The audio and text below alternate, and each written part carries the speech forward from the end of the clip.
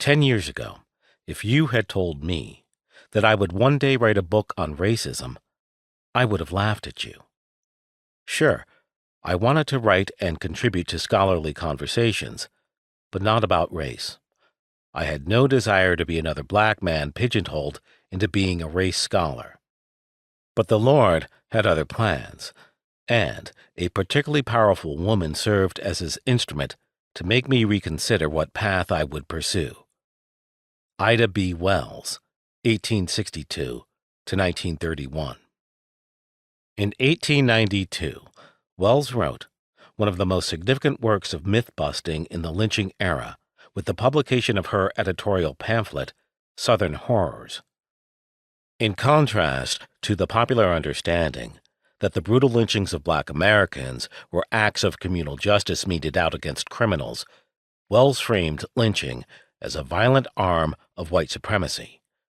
In Southern Horrors, she also noted both the reason for lynching and the best way to stop it. After noting that black people were the economic backbone of the South, she suggested that black laborers withdraw en masse from the South to resist lynching. Why? Because the white man's dollar is his god. The appeal to the white man's pocket has ever been more effectual than all the appeals ever made to his conscience. If ever a quote could so briefly sum up the history of race and racism, it would be that one. Race is not primarily about hate and ignorance. It's about greed. It always has been. And the purpose of this book is that you might understand the unholy relationship between race and greed, best understood not as a marriage, but in terms of parentage. Race and racism are children of mammon. Why say mammon instead of money or riches? And why capitalize it? Very simply, when we discuss racism and mobilize people against it, we must remember the high stakes of what we're doing. We are talking about idolatry.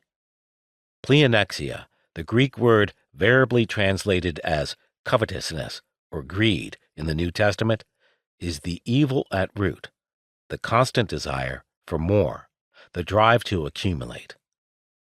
This desire was the impetus for the construction of race, and it continues to feed it. Our response to greed must be relentless. In the Apostles' terms, we must put it to death, because greed is idolatry.